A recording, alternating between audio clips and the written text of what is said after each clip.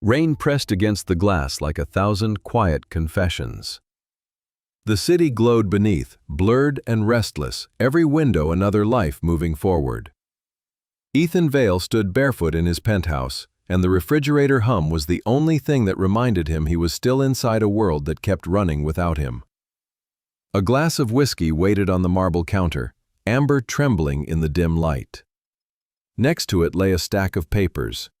The first line read, "Petition for dissolution of marriage." His signature already stained the bottom like a wound he'd signed into existence.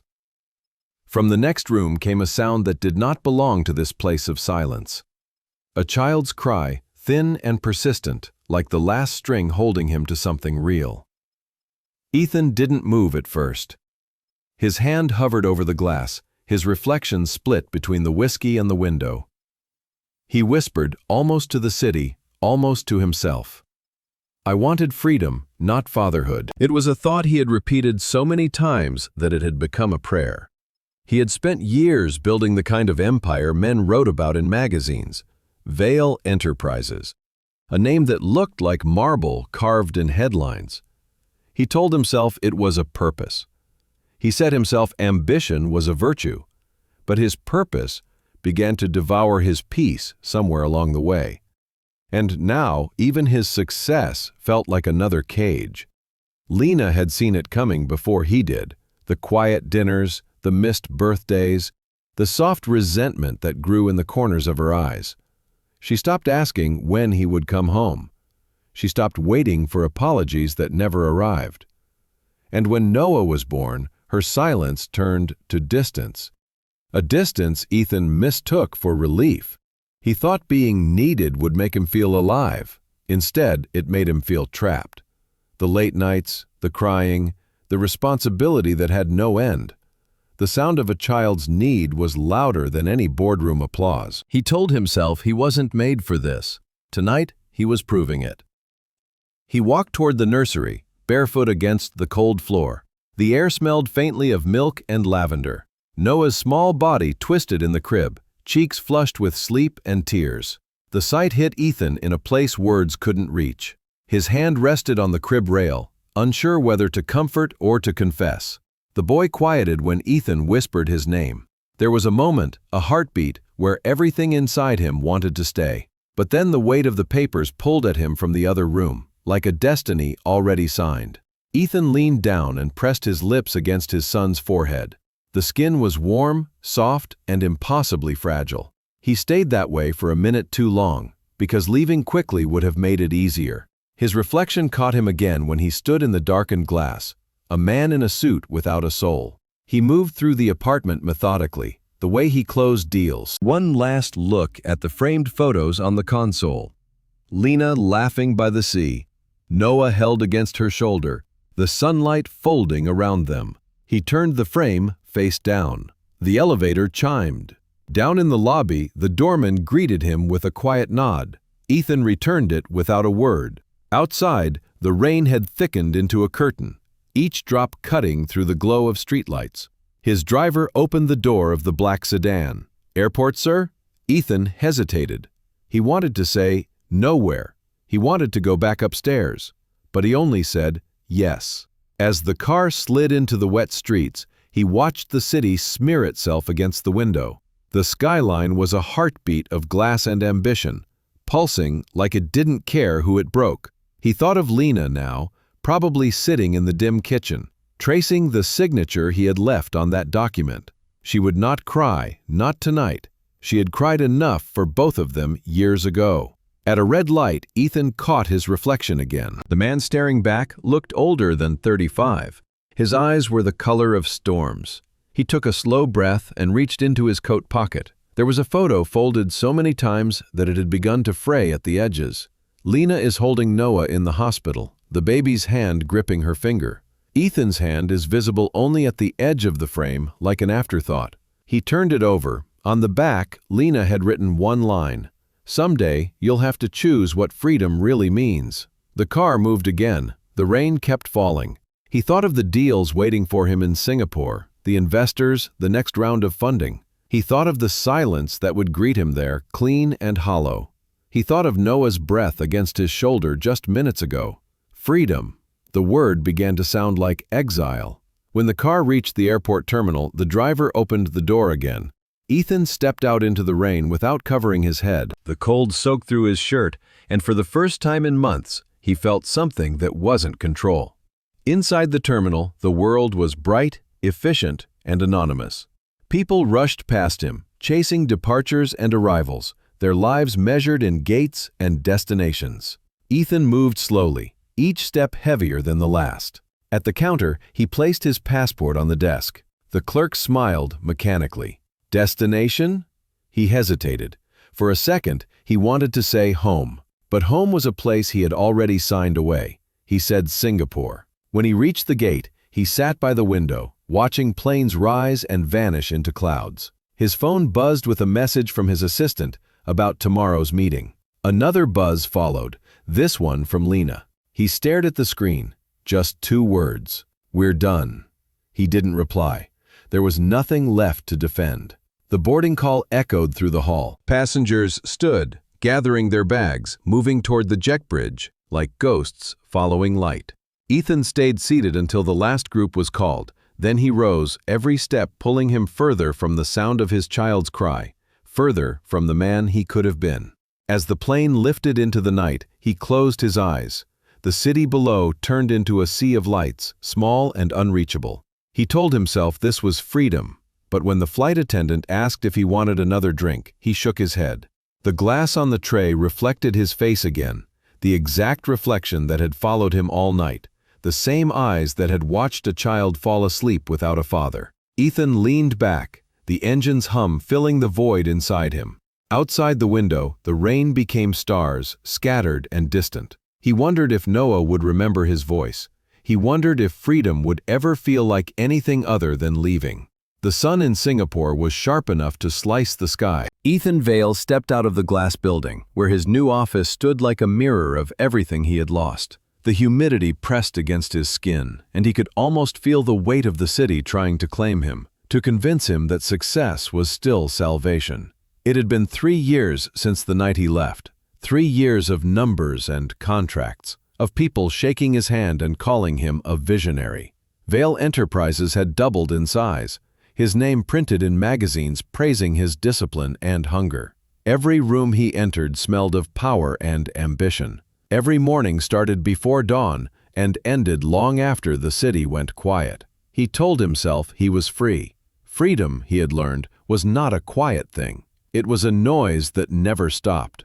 Meetings that filled every empty hour, lights that never went off, voices that praised him until he forgot how to listen. He built luxury walls around himself so high that even guilt could not climb over. Yet in the silence between deals, when the phone stopped buzzing, he heard it again.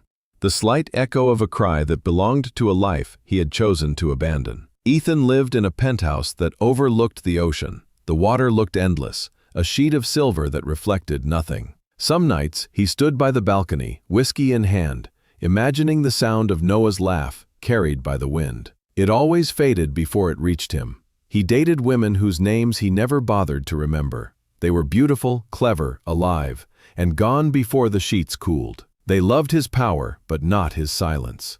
When they asked about his family, he said he had none. The lie came easily, practiced like a pitch. Once, at a gala in Marina Bay, he heard a song that Lena used to hum when she cooked. It came from the string quartet at the corner of the ballroom. He froze, wine glass in hand, while people around him talked about markets and mergers. He saw her face reflected in the glass momentarily, not as she was when he left, but as she might have been now, older, calmer, beyond him. He excused himself, went to the terrace, and stayed there until the night ended. The next morning, he arrived at the office before anyone else. The air smelled of coffee and cold air conditioning. His desk was covered with folders, contracts, and the quiet worship of order. Yet his eyes caught something out of place, a small toy car, silver with a red stripe. He stared at it for a long time. It wasn't his. Someone must have left it by mistake, perhaps the cleaner's child. But his chest tightened in a way that made him sit down.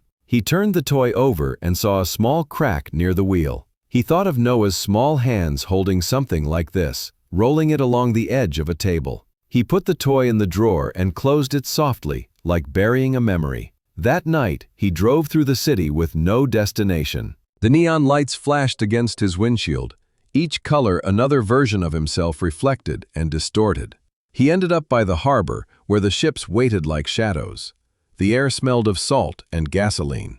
He sat on a bench, watching the ships move out to sea. Around him people laughed, couples walked hand in hand, and children chased bubbles that burst into nothing. He envied their noise, their ability to fill the night with meaning. His phone buzzed, a message from his assistant. "The investors are waiting for your confirmation on the Singapore expansion." He typed back one word, approved. Then he turned the phone off. The sky began to rain without warning. Warm tropical drops soaked his shirt in seconds. He didn't move. He let it fall. Let it hide the heat from his eyes. Freedom had never felt heavier. When he returned home, the city lights followed him through the window. The penthouse smelled like rain and empty promises. He walked to his study, opened the drawer, and took out the toy car. The red stripe glimmered under the lamp.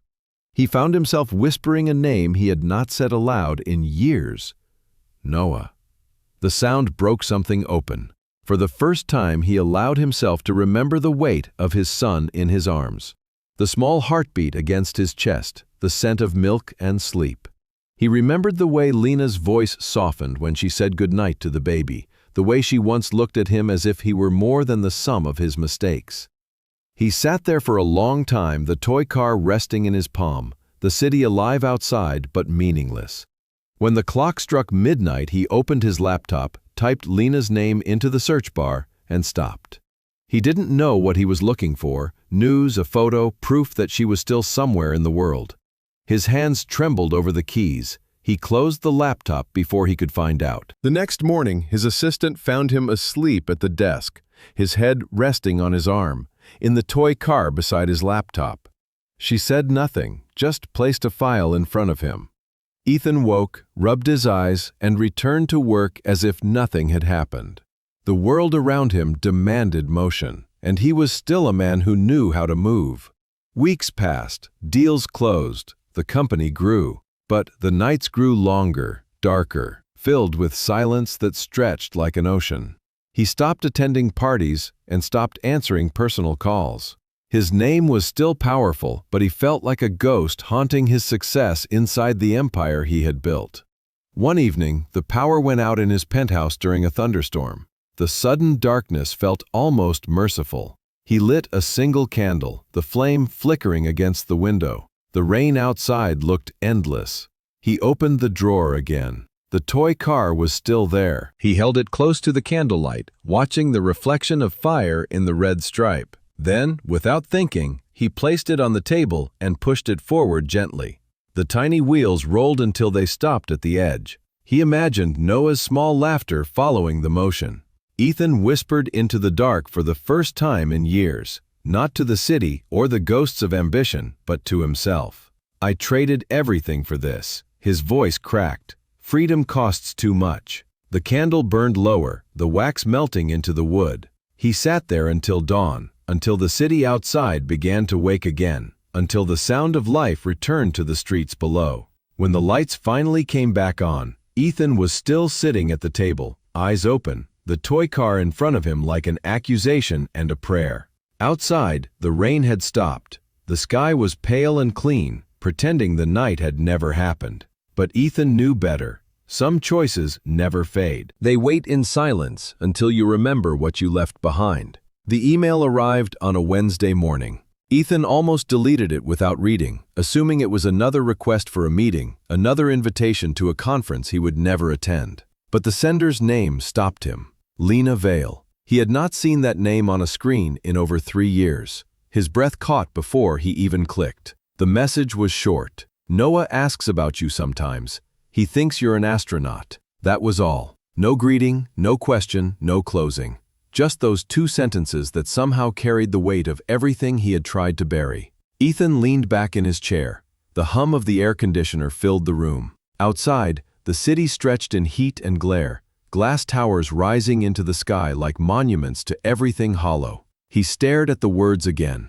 Astronaut. A man who leaves the earth behind, who floats far enough away to forget gravity. Maybe it was the most accurate thing his son could believe. He typed a reply and deleted it before finishing the first line. What could he say that didn't sound like guilt wrapped in apology? He closed the laptop and stood. The meeting schedule on his desk blinked from the tablet. He ignored it and walked to the window. Below him, cars moved in perfect rhythm, people rushing to places that mattered to them. He wondered if they ever stopped long enough to notice the echo of what they had lost. He pressed his forehead to the glass and whispered his son's name aloud for the first time in months. Noah. The word felt foreign in his mouth, like a language he had forgotten how to speak. Later that night, when the city had quieted, Ethan poured himself a drink and opened a drawer that had remained untouched since the day he moved in. Inside were pieces of another life. A watch Lena had given him on their 5th anniversary, a photo of her holding Noah, and a hospital bracelet with his son's name printed in faded ink. He picked up the bracelet, the smooth plastic from years of being hidden. He closed his eyes. He was back in that hospital room for a moment, the air thick with disinfectant and wonder. Lena's hand on his, Noah's first cry filling the space. He had smiled then, genuinely, before everything started unraveling. He remembered promising her that he would always be there. He laughed softly, a sound too bitter to be real. The next day, he went to work early. The building was empty except for the cleaning crew. He walked through the corridors, lights flickering on as he passed. His reflection followed him across every glass wall, a ghost dressed perfectly. In his office, he found himself searching for distractions. He opened emails, reviewed reports, approved budgets, anything to drown out the silence in his chest.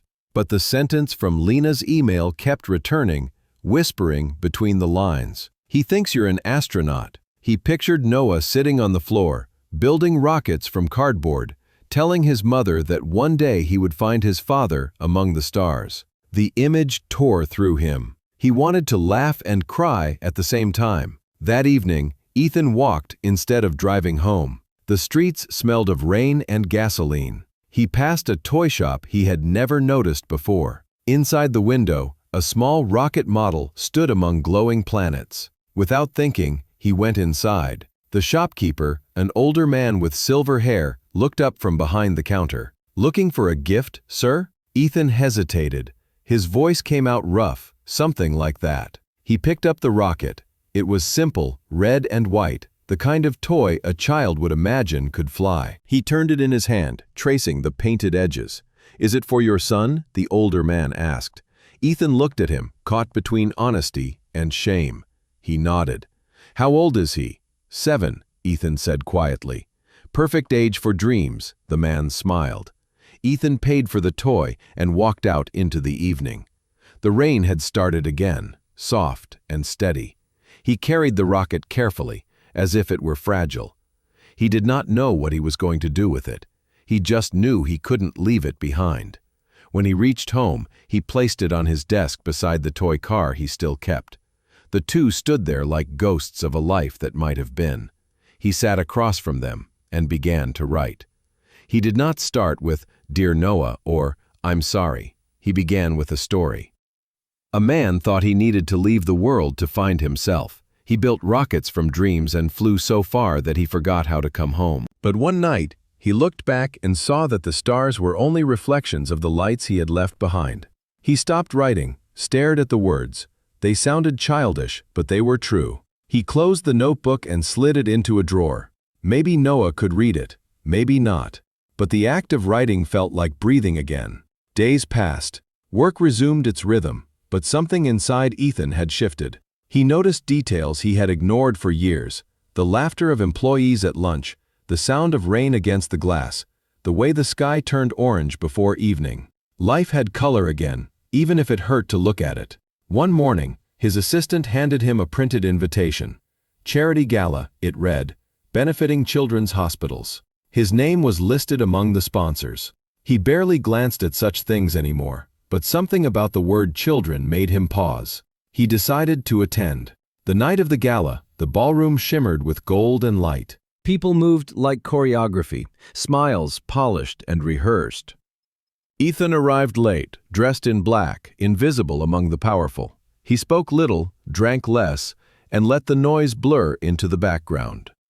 Then he heard a laugh, a familiar sound, distant but unmistakable. He turned. Across the room, near the silent auction table, stood Lena. She looked different, her hair shorter, her expression sharper, her eyes steadier. Time had carved grace into her, not distance. For a moment, he forgot to breathe. She was speaking to someone, a man Ethan didn't recognize. Their body language was comfortable, effortless. He watched her gesture as she talked, like she used to when explaining something to him over dinner. She turned slightly and saw him. The world went still. Neither moved. In the space between them, 3 years of silence gathered like fog.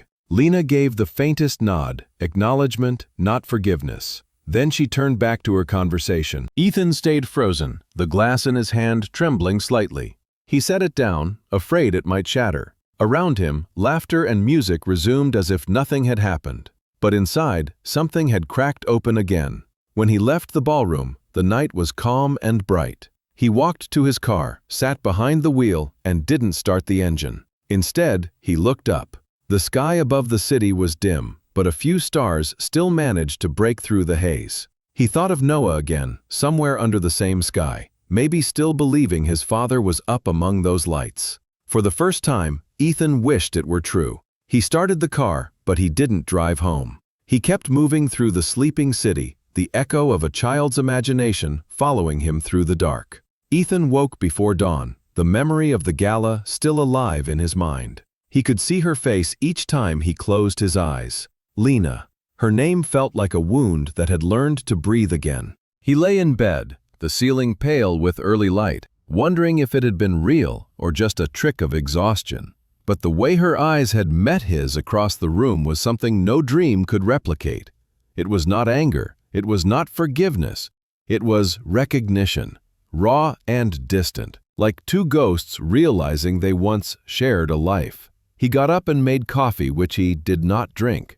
The apartment was too clean, too silent. Outside, the city was still waking, its heartbeat slow and steady. He stood by the window, watching the first commuters begin their day. Somewhere among them, she existed. The thought both comforted and destroyed him. The next few days passed in a blur of meetings and empty conversations. He spoke about numbers, investments, and future growth, but his mind wandered back to the ballroom, to the soft sound of her laugh. He wondered who the man beside her was, a friend, a colleague, or something closer. The thought twisted inside him until he forced himself to stop caring, or at least to pretend he did not. On Friday evening, he went to the park. It was not planned. He had left the office late, and instead of driving home, he told the driver to stop near the old botanical garden. The air smelled of wet grass and distant rain. He walked along the path, hands in his pockets, the sound of children echoing from the playground. It had been years since he had allowed himself near such sounds. He sat on a bench beneath a tree and closed his eyes. The voices of the children carried across the wind, laughter, shouts, the rhythm of innocence unbroken. He let it wash over him momentarily, pretending he was someone else, a man without history, just another stranger in the park. Then he heard it, a voice, high, clear, and familiar in a way that froze his breath. "Dad, look at me." He opened his eyes. Across the playground, a small boy ran toward the swings, followed by a woman in a white dress. She turned, sunlight catching in her hair, and Ethan's heart stilled. Lena. She looked almost exactly as she had in the ballroom, but softer here, without the armor of elegance. And the boy? Noah. Ethan knew without needing to ask. He was taller than in the photographs he had once hidden away, his hair the same dark brown, his laughter bright and whole. Beside them stood a man Ethan had not seen before, broad shoulders, steady presence, calm confidence that did not need to announce itself. The man lifted Noah easily, spinning him around. The boy screamed with joy.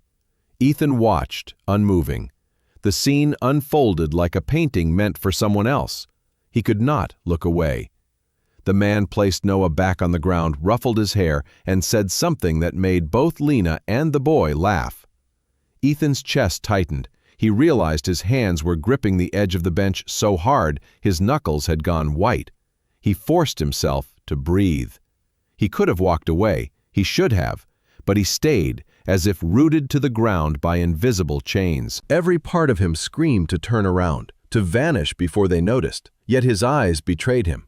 They wanted to memorize everything. Noah's cheeks dimpled when he smiled. Lena's hand brushed a strand of hair behind her ear, and sunlight turned their world golden while his stayed gray. After a while, Lena sat on the grass while Noah and the man played with a soccer ball. Her gaze drifted, scanning the park, and for a second their eyes met. Time stopped. Her expression did not change. She did not call out or look away. She looked at him, steady and unreadable. Then she turned back to her son. Ethan stood, heart pounding. He felt exposed, as if the world had caught him stealing a moment that did not belong to him. He turned and began walking toward the exit, every step heavier than the last. Behind him, he heard Noah's laughter again, pure and unbroken. He stopped once, looked back, and saw the boy running into the man's arms. The image burned itself into his memory. That night, he could not sleep. He lay in bed replaying every detail, every second, the way Lena's eyes had looked through him. The man's hand rested easily on her shoulder, the way Noah had laughed without hesitation, without missing him. He poured himself a drink and stood by the window. The city was glowing, indifferent, filled with lives that didn't ache like his. He wondered what Lena told Noah when he asked about his father now. Did she still call him the astronaut? Or had she stopped mentioning him altogether? He imagined Noah growing up without ever knowing the sound of his voice, without knowing that his father thought of him every night when the city went silent. He thought of the man in the park, the way Noah had looked at him, full of trust. "Maybe he doesn't need me anymore," Ethan whispered. The words felt heavier than the truth. He stayed by the window until dawn. When the sun rose, it filled the room with pale gold light. He looked at his reflection in the glass and barely recognized the man staring back. The expensive suit, the watch, the empty eyes. He touched the glass with his fingertips, tracing the faint reflection as if trying to touch another version of himself. The next day, he went to work but couldn't focus. Every spreadsheet blurred into noise. Every voice sounded far away. His assistant asked if he was all right, and he nodded, the lie automatic. At lunch, he left the office and drove without direction. He ended up in the same park, parking far from where he had parked the day before. He strolled, scanning the playground. They were not there. The emptiness hit harder than he expected. He sat on the same bench and pulled out his phone. His finger hovered over Lena's contact, a number he had not used since the night he left. It was still saved, buried beneath years of denial. He thought about calling, about hearing her voice, even if only for a moment. But what would he say? "I saw you. I'm sorry. I still exist." He put the phone away. The afternoon wind carried the scent of flowers from the garden nearby. Children's voices filled the air again, bright and unfamiliar, not Noah's but others. Ethan closed his eyes. The sound was almost enough to fill the emptiness, but not quite. When he finally stood to leave, the sky was beginning to fade. He strolled as if movement could erase the ache. He looked back at the park's edge, half hoping to see them appear again, but the swings were empty, the grass untouched. He whispered his son's name once more before walking away. Noah. It was a prayer this time, not a memory. As he returned to his car, the city lights flickered on one by one. Somewhere beyond the skyline, another life continued, one he had given up, one that no longer needed him. He started the engine, the reflection of the park shrinking in his rearview mirror.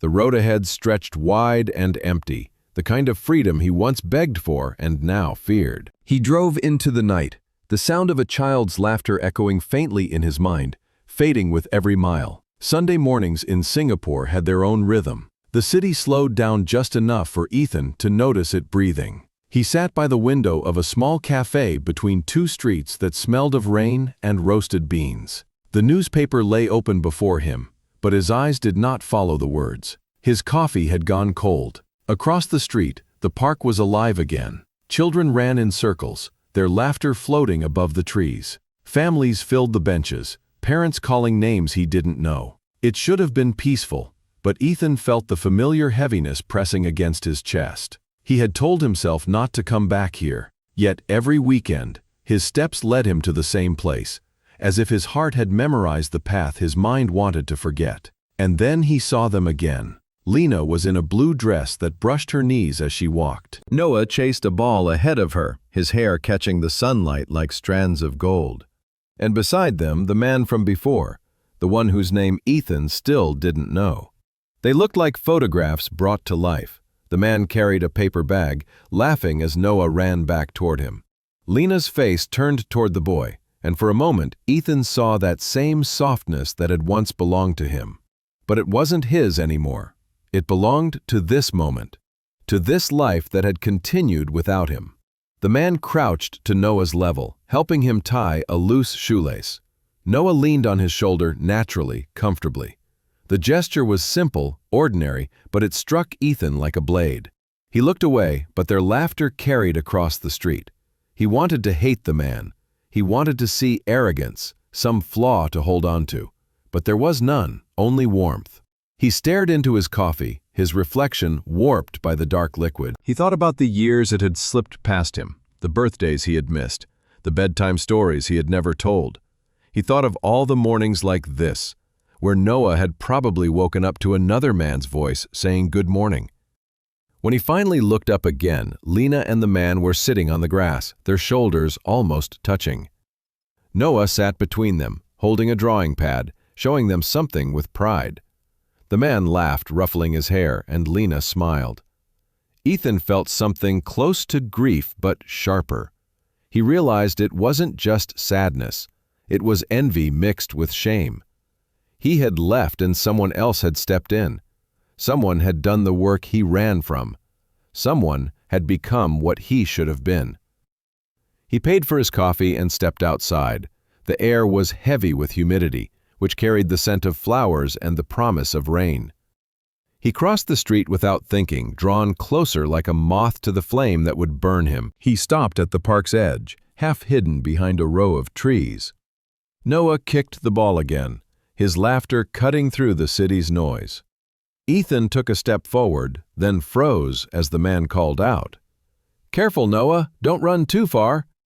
The boy turned back and waved. "Got it, Dad."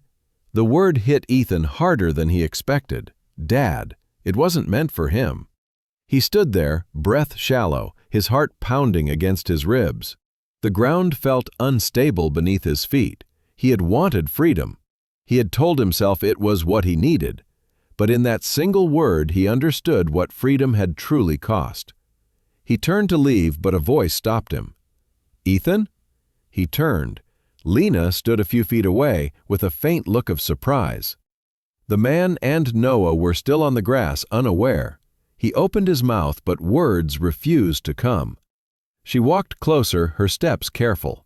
He noticed the lines near her eyes, the subtle exhaustion softened by peace. "You shouldn't be here," she said quietly. "I know," he answered. His voice was rough. "I didn't mean to." She crossed her arms. "To what? Watch us?" He looked down. "I just wanted to see him." Lena sighed, glancing toward Noah. "He's happy, Ethan. He's safe." "I can see that." For a moment, neither of them spoke.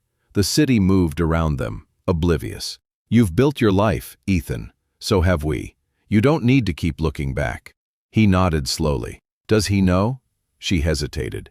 "He knows you're his father, but he doesn't remember you." The words were soft, but they tore through him. She looked at him then, her voice lowering. "You left before he could know what a father was." "I know." Lena studied him for a moment, something unreadable in her eyes. Then she said, "He doesn't need to lose stability because you feel guilty." He looked up sharply. "You think this is about guilt, isn't it?" He had no answer. Lena's expression softened slightly, not with forgiveness, but with understanding. "You made your choice, Ethan. It's too late to unmake it." He nodded again, barely able to breathe. He wanted to tell her he hadn't come to take anything away. He wanted to tell her he had spent years trying to fill the void with success and silence, and it had all led him here to this park, watching the life he had abandoned. But he said nothing. Noah's laughter pulled their attention back. He had fallen in the grass, and the man was helping him.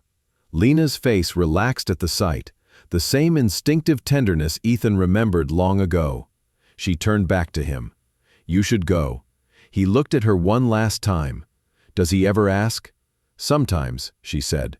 "When he sees rockets in movies, he still thinks you're somewhere out there." Ethan's throat tightened. "Maybe I am." Lena gave a small, sad smile. "That's the best place for you to stay." She turned and walked back toward her family. Ethan stood there, watching as Noah ran into her arms. The man joined them, and together they looked like something whole. Ethan finally turned away. His reflection followed him in every car window, every shop front. A stranger in his own city. He walked for hours without direction. The rain came, sudden and heavy, soaking his shirt, clinging to his skin. He didn't care. The water blurred the world, softened the edges of what he had just seen. The silence greeted him like an old companion when he reached his apartment. He dropped his keys on the counter, sat on the floor, and buried his face in his hands. The sound that came out of him was not quite a cry, not quite a laugh, something raw that had no name. He stayed there until the rain stopped and the world outside began moving again. Then he stood, walked to his desk, and opened the drawer. The toy car was still there, waiting. He placed it beside the small rocket he had bought weeks ago. He looked at them for a long time, two small pieces of a life that wasn't his anymore. When he finally spoke, his voice was barely a whisper. "This may be what I deserve." The city lights flickered against the glass, silent witnesses to a man learning the price of his choices. And in that silence, Ethan understood something he had never dared to face before. Freedom without love was just another kind of cage. The nights had grown longer. Time seemed to stretch differently for Ethan now, heavy and deliberate, as if each second refused to pass without reminding him of what he had lost. He stopped going to the park, but could not stop thinking about it. Every time he closed his eyes, he saw Noah's laughter and heard his voice calling another man Dad. He began staying later at the office, though there was no real reason. The building emptied after 8, leaving only the soft hum of fluorescent lights and the distant sound of rain tapping against glass. The quiet felt like punishment, or maybe penance. On one of those nights, when the city outside was nothing more than a blur of wet light, Ethan opened his desk drawer and took out a blank sheet of paper. He stared at it for a long time before writing the first word, Noah. He paused, unsure what came next. Everything he wanted to say felt too small for the distance that had grown between them. He began writing anyway. "I don't know what kind of man you'll become, but I hope you find something worth staying for. I thought freedom would strengthen me, but it only made me hollow. You are the only thing I ever built that had meaning, and I left before I understood that." He stopped, his pen trembling. He wanted to keep going, to fill the page with everything he could never say aloud, but the words felt like ghosts. He folded the paper carefully and placed it in an envelope. Then he wrote on the front, "For Noah, someday." He didn't send it. The next night, he wrote again. Another letter, then another and another. Each one started differently, but ended the same way, with silence. In one, he wrote about the first time Noah opened his eyes in the hospital, and how they had reflected the world without judgment. In another, he wrote about the sound of his laughter, which he had heard in the park. In another, he confessed how much he had wanted to hold him again. Soon, the drawer in his desk filled with letters, each folded neatly, each carrying a part of him he didn't know how to live with. He called it the "If You Ever Ask" box. Sometimes he imagined a future where Noah was grown, standing at his door, asking who he was and why he had left. Ethan wondered what he would say. He rehearsed the answers in his mind, though none ever felt enough. "I was scared. I thought success meant love. I thought distance could erase guilt. I thought wrong." He kept working, kept breathing, kept pretending, but the mask grew heavier every day. His company celebrated another record quarter. He smiled for photos, shook hands, and gave speeches about innovation and perseverance. The crowd applauded, cameras flashed, and he felt like the man he used to be. But the silence stripped it all away when he returned to his apartment. One evening, as the city thundered beneath another storm, he poured himself a drink and sat by the window. The reflection of lightning streaked across the glass, and he saw his face illuminated for an instant, a stranger staring back. He raised the glass but couldn't bring himself to drink. Instead, he opened the box of letters and read them one by one. His handwriting wavered, slanted, uneven. The first few lines of the first letter made his throat tighten. He read through the night. Each word felt like a confession whispered into the dark. By dawn, he was surrounded by open envelopes and pages covered in ink. He realized then that he wasn't writing to Noah anymore. He was writing to himself, to the man he should have been. At sunrise, he walked to his balcony. The rain had stopped, and the sky was pale, almost forgiving. He watched the city come alive again, cars gliding along wet streets, people hurrying to places that mattered to them. He thought of Lena, and how she looked when she told him it was too late. He thought of the man who now stood beside her, who had taken his place without resentment, simply by showing up. Ethan felt envy, but also something close to gratitude. At least someone had been there. He picked up one of the letters and read it aloud, his voice barely above a whisper. "If you ever ask why I left, tell yourself I didn't know how to stay, but know that I never stopped wanting to." The words hung in the air, fragile and trembling. He folded the letter again, slower this time, almost reverently, and placed it back in the box. Later that day, he called his assistant and took the week off. No explanation, no plans. He needed to disappear for a while. He drove along the coast until the city vanished behind him. The road curved beside the ocean, waves rising and breaking against the rocks. The sky shifted between gray and gold, the kind of light that looked like both ending and beginning. He stopped at a small motel by the water. The room was plain, a single bed, a desk, a window facing the sea. It was enough. He unpacked nothing. At night, he walked along the shoreline, the wind cold against his skin. He let the water touch his shoes, then his ankles, the salt stinging against raw edges he didn't know he had. He thought about writing another letter. Instead, he whispered the words into the waves. "I'm still here." He repeated it, louder this time. The ocean didn't answer, but the wind carried his voice farther than any letter ever could. When he returned to the room, he sat at the desk and opened a blank page. The pen hesitated above it. This time he didn't start with Noah's name. He wrote, "There was a man who thought silence could hide his shame. He built his life out of noise and gold, but he heard the sound of what he'd left behind every night. One day he stopped running. One day he began to listen. He stopped there, unsure whether to continue. He folded the paper, added it to the others, and closed the box. When he left the next morning, he carried the box with him. He placed it in the trunk of his car, then drove back toward the city. The skyline appeared slowly, tall and relentless against the sky. He didn't know what he would do with the letters. Maybe he would keep them forever. Perhaps he would send them one day when he was brave enough. Or they were never meant to be sent at all. He placed the box in his apartment on a shelf near the window. The light from the afternoon sun touched its edges. For once, he didn't look away. That night, he slept without dreams. In the quiet, the world finally stopped spinning long enough for him to feel the stillness he had been running from.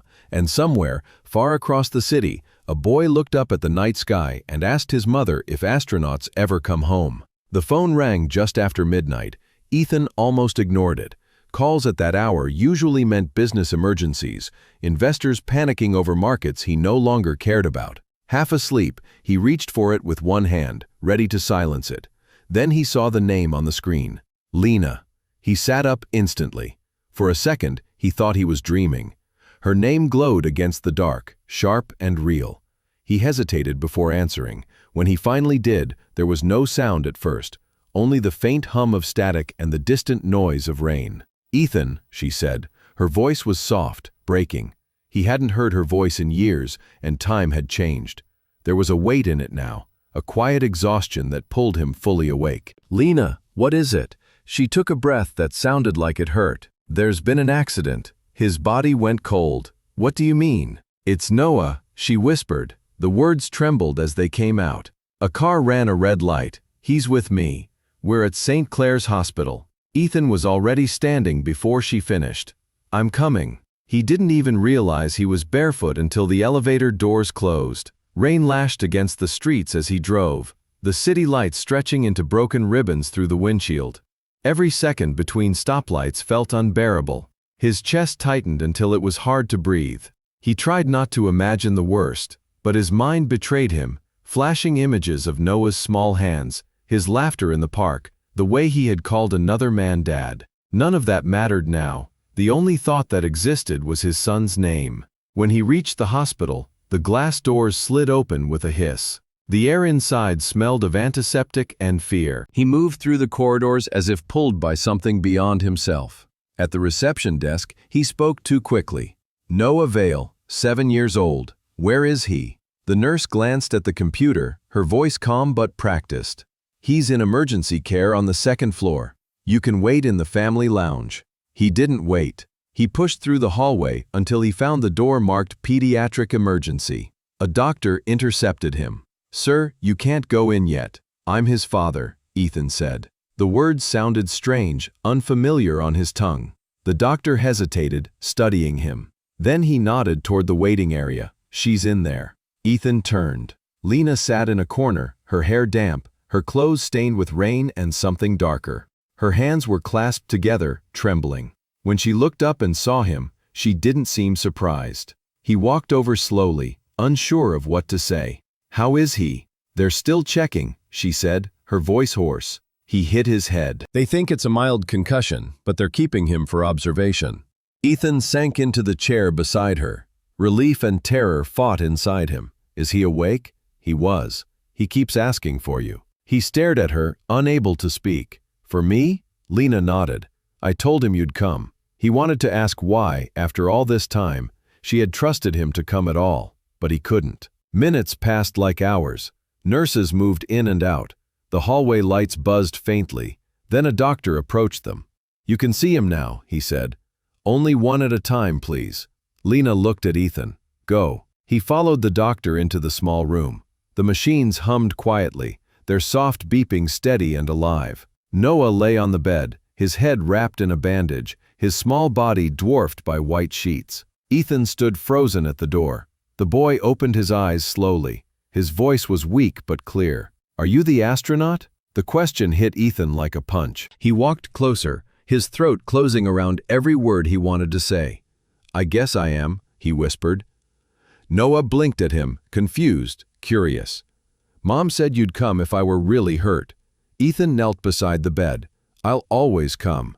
For a moment, silence filled the room. Then Noah smiled faintly. The kind of smile that forgave everything without understanding what it was forgiving.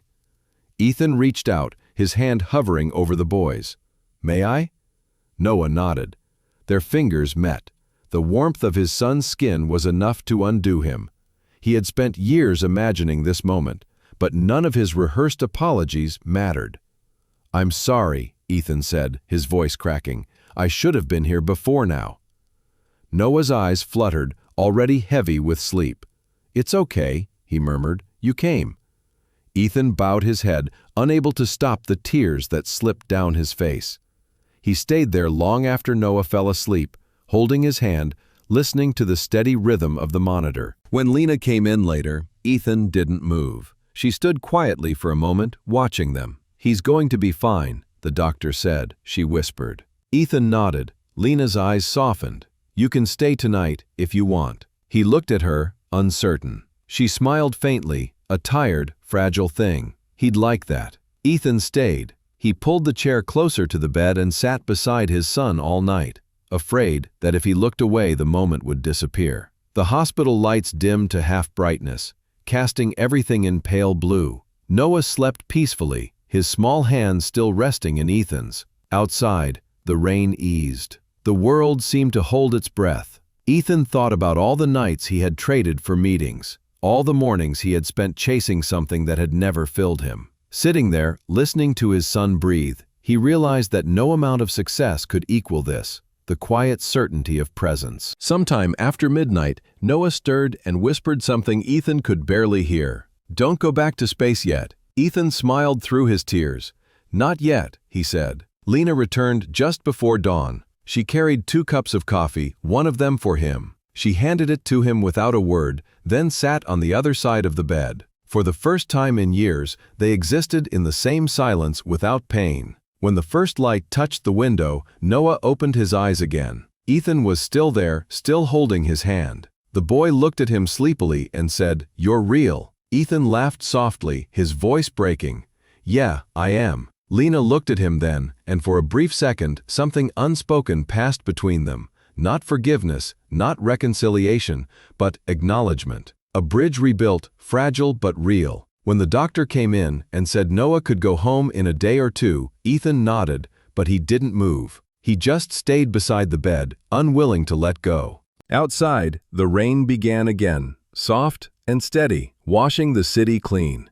And for the first time in years, Ethan didn't feel like a ghost in his own life. He felt human again. He felt at home. The hospital room was quiet, except for the soft rhythm of Noah's breathing. The beeping of the monitor had become a lullaby, steady and patient. The city outside was still dark, but faint traces of dawn had begun to brush the windows with silver. Ethan sat beside the bed, his hands clasped together, eyes fixed on his son's chest's slight rise and fall. He hadn't moved in hours. Every time he thought about standing, his body refused. He feared the night would dissolve and take Noah with it if he let go, even for a moment. Lena sat by the window. She had changed into a clean shirt from the hospital's spare supplies. Her hair was still damp from the rain. The exhaustion on her face made her look younger, as if the years between them had folded in on themselves. She looked at him quietly, her voice barely above a whisper. "You haven't slept." Ethan shook his head. "You should try," she said. "He's stable now." "I can't," he replied. His voice was rough from hours of silence. Lena studied him for a long moment, her expression unreadable. "You really came," she said finally. He turned toward her. "You called." She nodded. "I didn't think you would." He looked down at Noah again. "I almost didn't." Then his voice broke, and he added softly, "But I couldn't not." Lena didn't respond. The space between them was full of all the things neither had said. Apologies, accusations, regret. The rain outside had stopped completely, replaced by the hush that always follows a storm. Ethan leaned closer to the bed. Noah's face was peaceful now, his bandaged forehead barely visible under the dim light.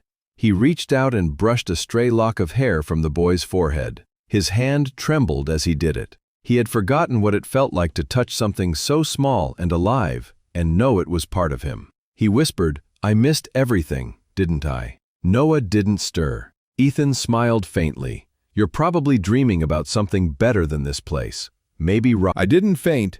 I tripped." She smiled for the first time in what felt like forever.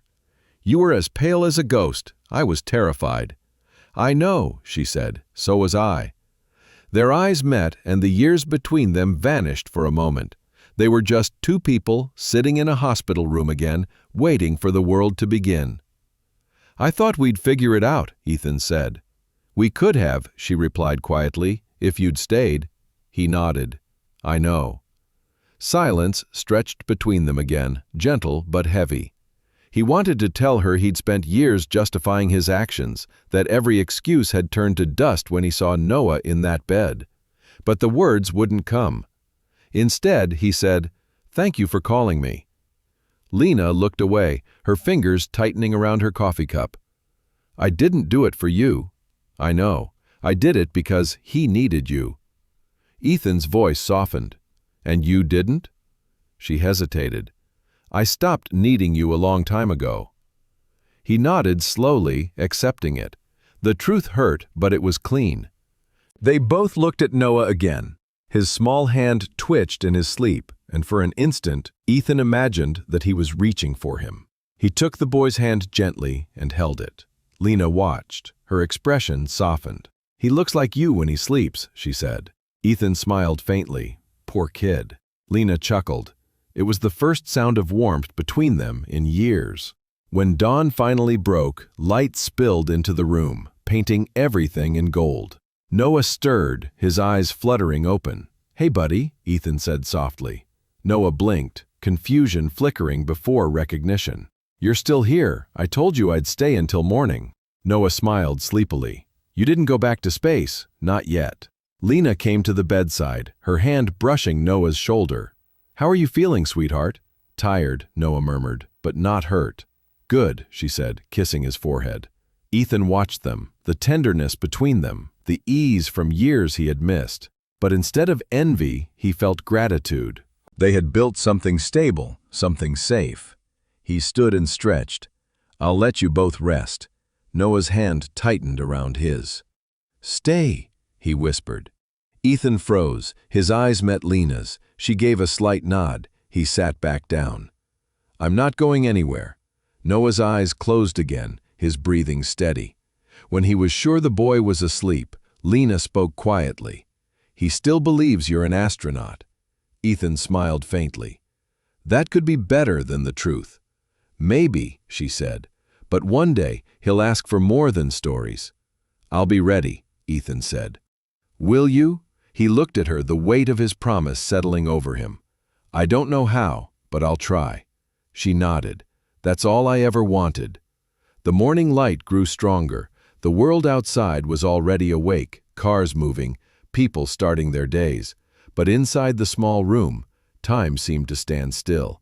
Ethan leaned back in his chair, exhaustion finally catching up to him. His eyes drifted closed, and he slept without guilt for the first time in years. When he woke, the room was full of sunlight. Lena was gone, probably to speak with the doctor. Noah was still asleep, his small hand resting in Ethan's. He looked at the boy and felt something he hadn't allowed himself to think in a long time. Peace. He whispered, barely audible over the hum of the machines. I'm here now. The words felt fragile, uncertain, but actual. He didn't know what would happen next. He didn't know if there was forgiveness left for him to earn. But for the first time, he didn't need to know. The morning stretched before him, full of quiet possibility, and as the light warmed his face, Ethan understood that sometimes redemption didn't come in grand gestures or second chances. Sometimes it was as simple as staying until morning. The sky was impossibly clear the day Noah was discharged from the hospital. The storm that had soaked the city for days was gone, leaving everything washed and new. Ethan stood beside Lena at the entrance, waiting while the nurse reviewed discharge papers. Noah sat in a wheelchair he didn't need, swinging his legs impatiently, a bandage still wrapped around his head like a small crown. Can we go home now? He asked, his voice bright again, full of life. Almost, Lena said, signing the last form. Ethan watched her hand move, steady and practiced. She had always been the organized one, remembering things he forgot. The way she spoke to the nurse, calm but grateful, made something ache inside him. She was the same and not the same, like a song he once knew by heart but could no longer hum. When they stepped outside, sunlight hit their faces. Noah squinted and laughed. Everything smells new, he said. That's because it just rained, Ethan replied. The world gets another chance after rain. Lena gave him a quick look, unreadable but not cold. They walked together to the parking lot.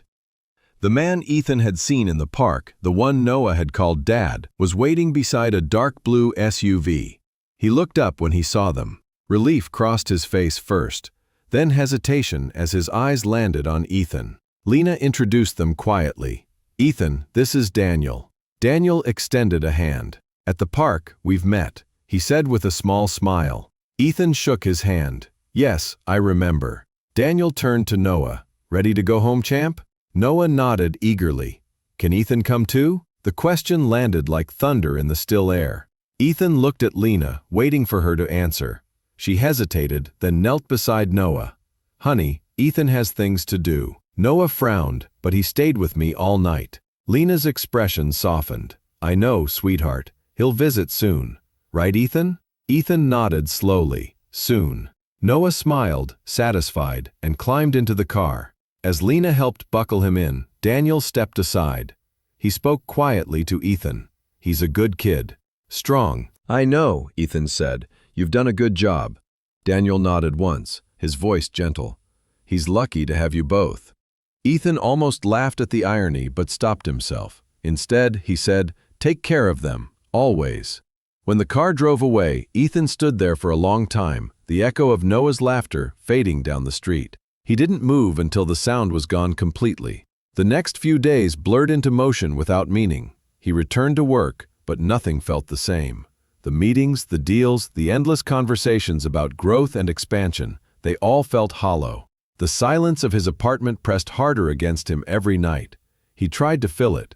He met old colleagues for dinner, accepted invitations he used to ignore, and smiled when people spoke about success. But the moment he returned home, the quiet returned too, heavier each time. He found himself replaying small moments in his mind. Noah's sleepy voice saying, "You came." Lena's quiet strength as she poured him coffee. Daniel's steady kindness. One evening, after another long day of pretending, he took out the box of letters. He had written none since the hospital. As he opened the lid, the faint smell of paper and ink greeted him like an old friend.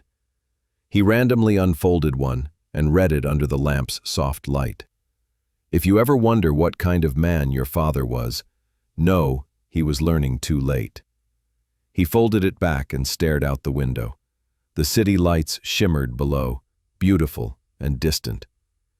He wondered what Noah was doing then, whether he was eating dinner or laughing at something Daniel had said. He didn't resent it anymore. He just wished he could see it once in a while. The following weekend, he found himself driving without a destination again. The road took him to the city's edge, to a small bookstore he and Lena had once visited. He hadn't been there in years. Inside, the air smelled of dust and paper. The owner recognized him immediately. "You used to come here with your wife, didn't you?" Ethan smiled faintly. "A long time ago." The owner tilted her head.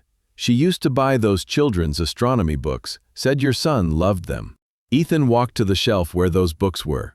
They were still there, bright covers showing stars, planets, rockets. He picked one up. The title read, "The Boy Who Found the Sky." He bought it without thinking. That night, he wrapped the book in brown paper, wrote Noah's name, and mailed it. No note, no return address, just the book. Days passed. He didn't expect a response. He didn't need one. But one afternoon, an envelope arrived in his mailbox. The handwriting was uneven, large, and clearly a child's. Inside was a drawing.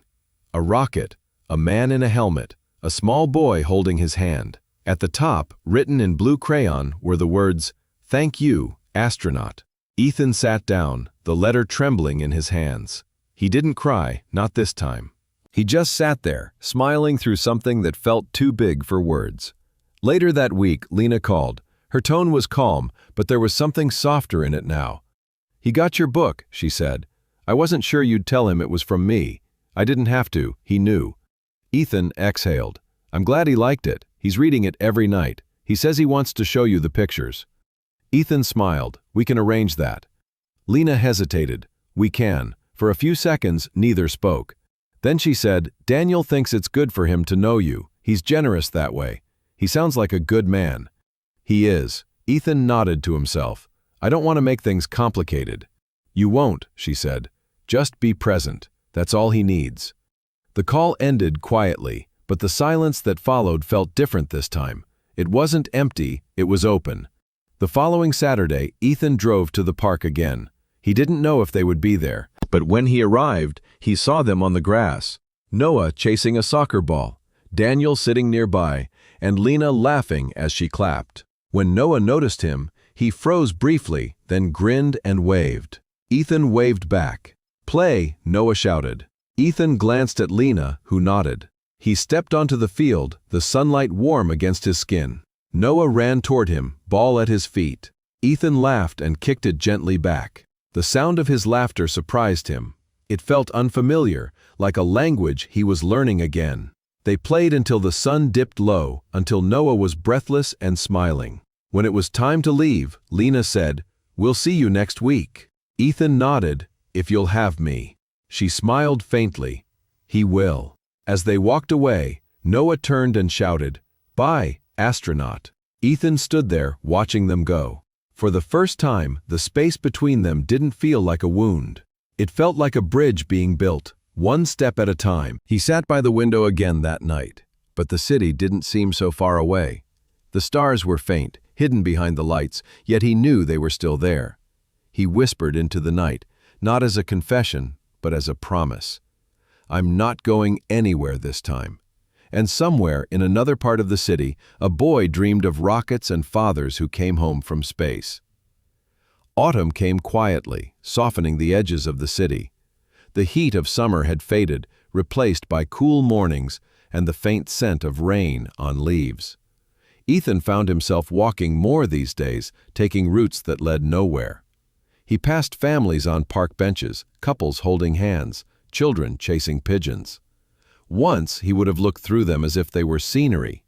Now he watched. Now he noticed. He met Noah every weekend. At first it was awkward, small conversations, hesitant smiles, pauses that felt like miles. But slowly the space between them began to shrink. They found rituals, ice cream after the park, storybooks at the old bookstore. At age 7, Noah Vale always signs a new drawing involving rockets every week. Daniel was always there, and Ethan was grateful for that. The man carried himself with quiet strength, never intruding but never distant. He treated Ethan with respect and kindness. The first few times, that kindness cut more profoundly than hostility ever could, but eventually, Ethan learned to see it for what it was. Peace offered, not pity.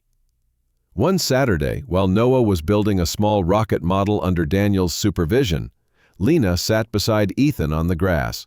The air smelled of pine and something faintly sweet. She wore a cream sweater, her hair pulled back loosely.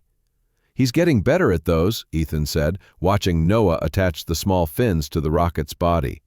"He has patience," Lena replied. "More than either of us ever did." Ethan smiled. "Maybe he gets that from Daniel." "Maybe." They sat in silence for a while. Children shouted in the distance. The sound of the wind brushed through the trees. Lena broke the quiet first. "He asks more questions now about you." "What does he ask?" "Suppose you're an astronaut if you're returning to live on Earth for good." Ethan exhaled softly. "What did you tell him?" "That you've landed," she said, smiling faintly, "that you're trying to learn how to stay." He nodded, his throat tightening. "I am. I can see that." Their eyes met briefly. There was no blame in hers anymore, only a calm from years of learning how to heal. "Do you ever think about the past?" he asked quietly. "Sometimes," she said, "but not to change it.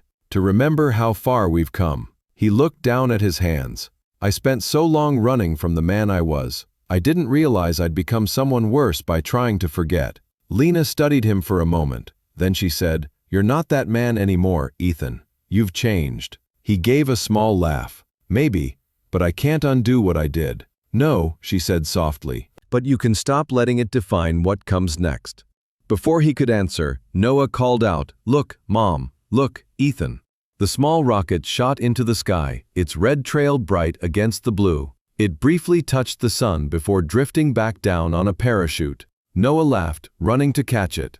Daniel followed close behind. Ethan stood, watching the boy jump up and down, triumphant. "That's the best launch yet," he said. Noah grinned. "You helped me with the paint." Lena looked at Ethan. "He remembers the small things. You should, too." That night, Ethan couldn't sleep. He sat at his desk, the box of letters still beside him. He opened it, expecting the familiar ache, but something felt different. The letters no longer looked like confessions. They looked like chapters of a story that was still being written. He pulled out a blank page and began to write. "Dear Noah." This time, he didn't stop. He wrote about the weekends, the rockets, the laughter. He wrote about mistakes that no longer ruled him, and the lessons that had replaced them.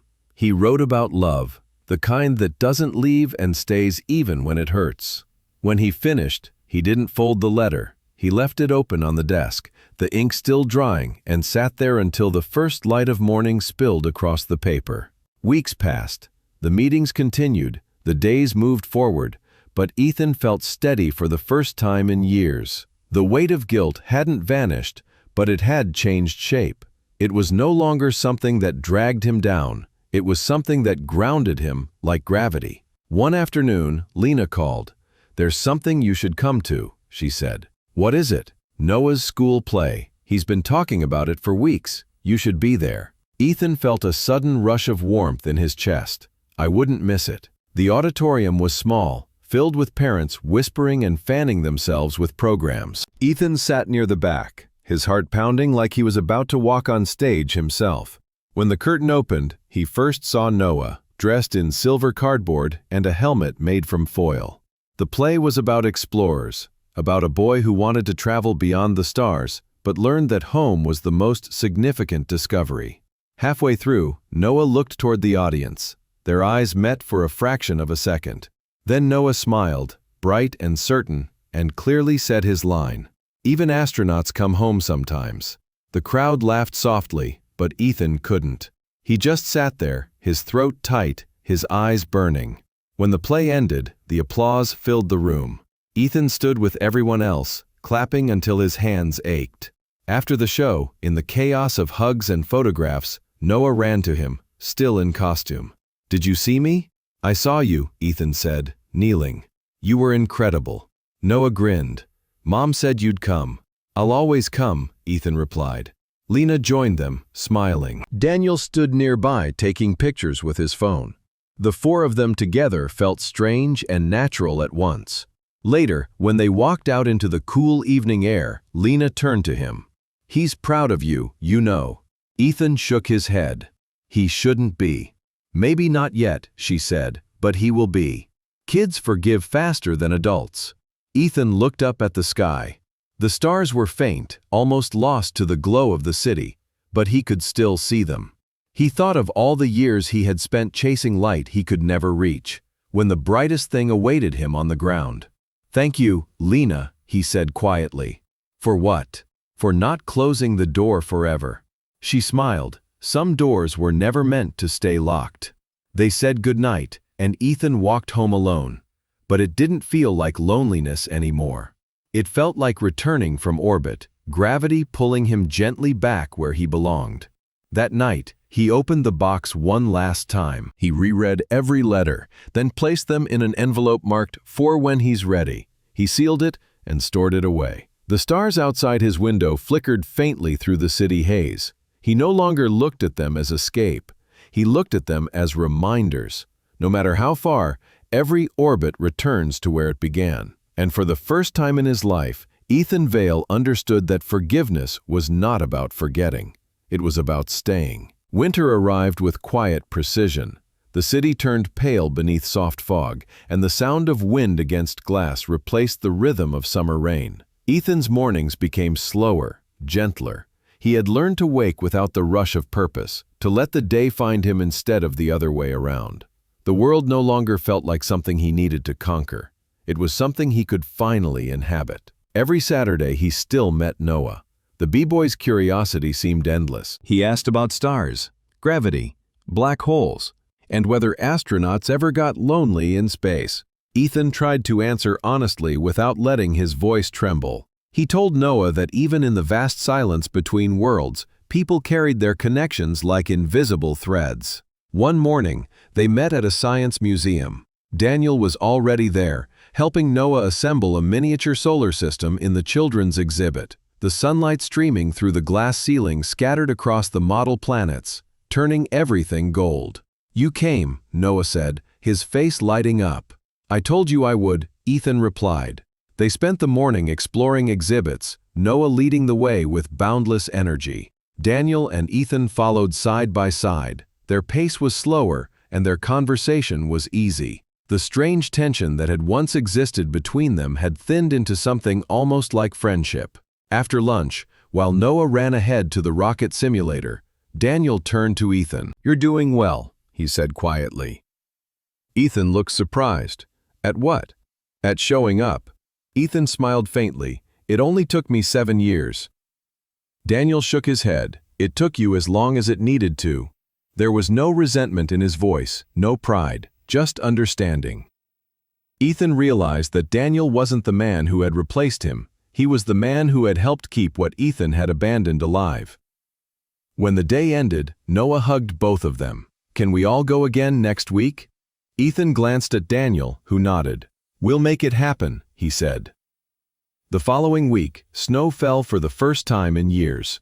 The city wasn't built for it. Traffic froze, streets turned white, and people slowed down long enough to notice how beautiful stillness could be.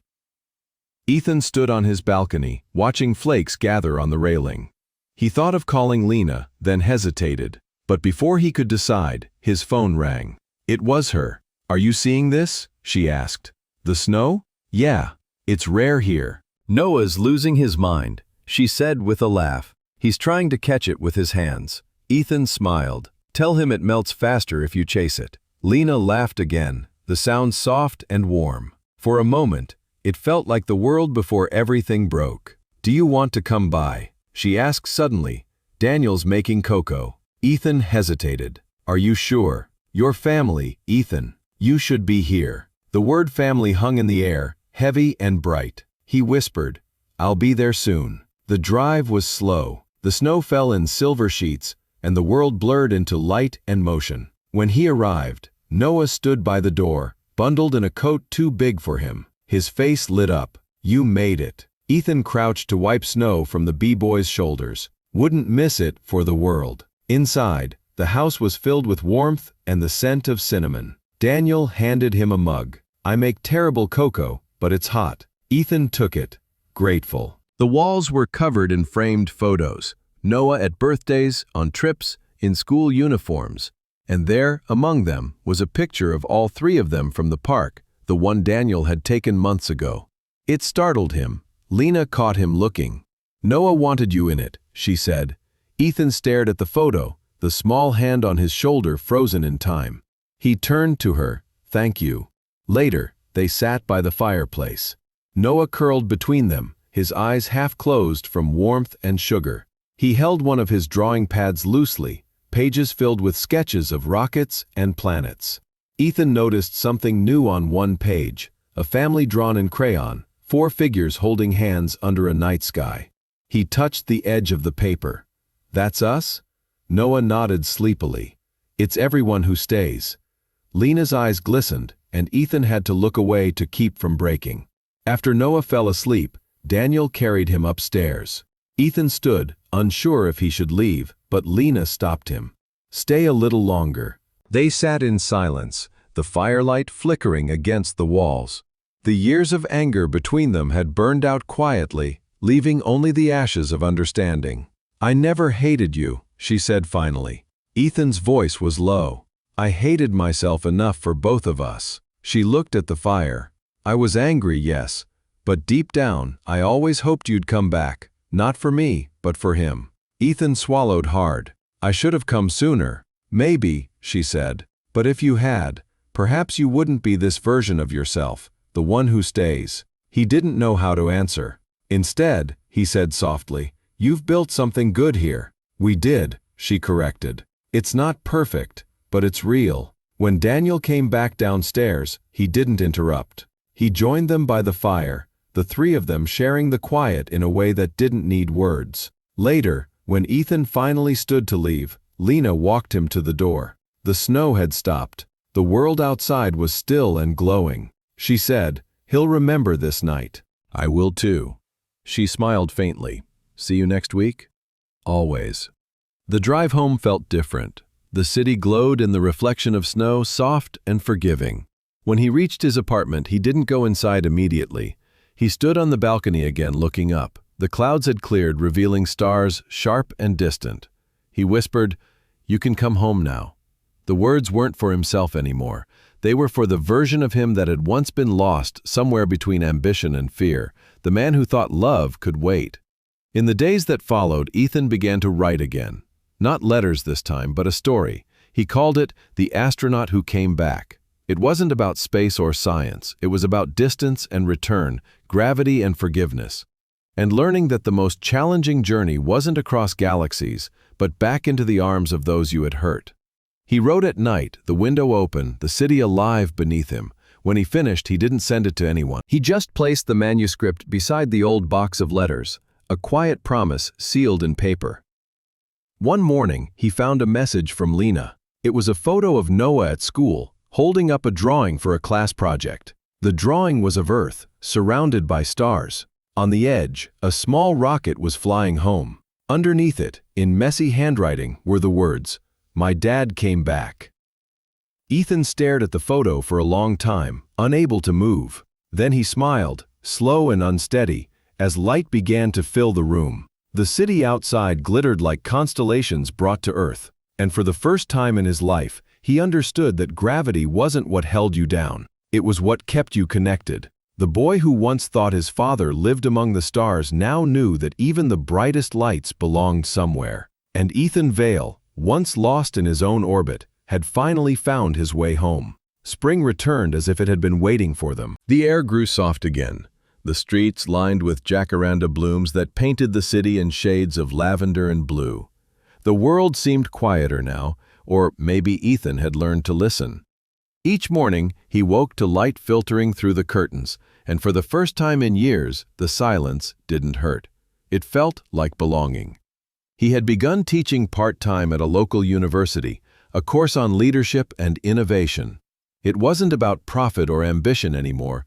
It was about stories, about failure, responsibility, and the things success could never replace. His students admired him, but none knew how much his lectures were confessions disguised as lessons. The room always fell still when he told them the most significant distance a person could travel was from who they were to who they should have been. One Friday afternoon, Ethan found a small envelope in his mailbox after class. It was from Noah. The handwriting was neater now, the letters confident. Inside was a photo of the boy standing beside an absolute rocket at a space museum, his grin wide and fearless. Underneath it, a line was written in blue ink. "I told them my dad is an astronaut who came home." Ethan laughed softly, pressing the photo to his chest. He placed it beside his computer next to the framed picture from the snowy night, the one with all four of them together. That weekend, he met them at the park again. The sky was clear, the air filled with the smell of cut grass and the hum of life moving forward. Noah ran toward him, taller now, his steps surer. He carried a bright red kite shaped like a rocket against the sky. "Help me with this, Dad." Ethan took the string, his hands steady. The wind caught it perfectly, lifting the kite higher and higher until it was just a streak of color above them. Noah shouted in delight, "It's flying!" Ethan smiled. "Let it go a little higher." Lena and Daniel watched from a bench nearby, their faces calm, proud. They had built something balanced, something rare. They had no bitterness, only shared history, reshaped into understanding. Noah caught it with both hands when the kite finally drifted back down. He looked up at Ethan, eyes shining. "Can we build a real one someday?" "Maybe we already are," Ethan said. Noah frowned, confused. "We are?" "Sure," he replied.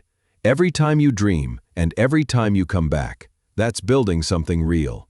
Lena smiled faintly at that, and for a moment, everything around them, sunlight, laughter, the wind, felt perfectly aligned. Later, they walked together to the cafe across from the park, the same one Ethan used to sit in alone years ago, the same window where he had once watched them from a distance. Now he was inside, part of the picture instead of the ghost looking through the glass. Noah sat beside him, sipping hot chocolate. "You still write stories, right?" "Sometimes," Ethan said. "Can you write one about us?" Ethan smiled. "I already did." "Can I read it?" "Someday." Lena watched them, her eyes warm. "You should publish it," she said. "The world doesn't need another book about regret." "Maybe not," she said, "but it could use one about coming back." They finished their drinks as the sky turned gold. When they stepped outside, the city was glowing. The air felt like forgiveness. As they said goodbye, Noah hugged him tightly. "See you next week, Dad." Ethan held him close, always. When they drove away, he stood momentarily on the sidewalk, watching the taillights disappear. He didn't feel the familiar ache this time. The goodbye wasn't a loss anymore, it was continuity. He had learned that love didn't vanish when people left the room. It stayed like the hum of a planet turning beneath your feet. That night, he sat by the window again, the city lights sprawling below like a field of stars. He opened his laptop and began to type, not the letters of apology he used to write, but something new. He wrote about a man who mistook distance for freedom and learned that real courage was found in return. He wrote about a woman who loved with boundaries but forgave without words. He wrote about a boy who believed his father lived among the stars and then discovered that the brightest ones were the people who stayed. He called it The Sound of Earth. The words came easily now, no longer pressed through guilt but guided by peace. When he finished, dawn was rising outside. The world was quiet except for the faint song of morning birds. He closed his laptop and stepped onto the balcony. The air was cool, filled with the scent of rain that hadn't yet fallen. He looked up at the sky, soft and endless. Somewhere beyond it, rockets climbed into the unknown, chasing silence. But there was sound below the clouds. Cars starting, laughter, footsteps, life continuing. He realized that was what he had been searching for all along. Not escape, not flight, just the sound of Earth. A few months later, the story was published quietly in a small literary journal. He didn't expect anyone to read it, but one afternoon, Lena called. "Noah read your story," she said. "He wants to know if the astronaut is really you." Ethan smiled. "What did you tell him?" "I told him yes." There was a pause, then Lena added softly, "He's proud of you." The words landed like sunlight after rain. He didn't answer immediately, he just let the warmth fill the spaces that used to echo with regret. When he finally spoke, his voice was steady. "Tell him I'm proud of him too." Ethan sat by the window again as the city dimmed into twilight that evening. The book, the letters, the photographs formed a quiet constellation of his life. Not perfect, not symmetrical, but complete. He closed his eyes and listened. Somewhere a train passed in the distance. Somewhere else a child laughed. Somewhere far above a plane cut across the sky. All of it is part of the same song. He thought of Noah, Lena, Daniel, and the path that had led him back to them. He thought of how everything that once shattered had found a new shape. And in that moment he understood that redemption was not an ending. It was a rhythm, a heartbeat that carried on as long as you stayed close enough to hear it. The night deepened. The stars came out one by one, faint but certain. Ethan whispered a quiet thank you to the sky, the earth, and the gravity that had pulled him home. He stayed there until the first light of morning returned, washing the city in pale gold. The world was turning, slow and patient, and he was turning with it. When he finally spoke again, it wasn't to the stars this time. It was to the ground beneath his feet. "I'm here." The sound of earth answered him in silence, steady and alive.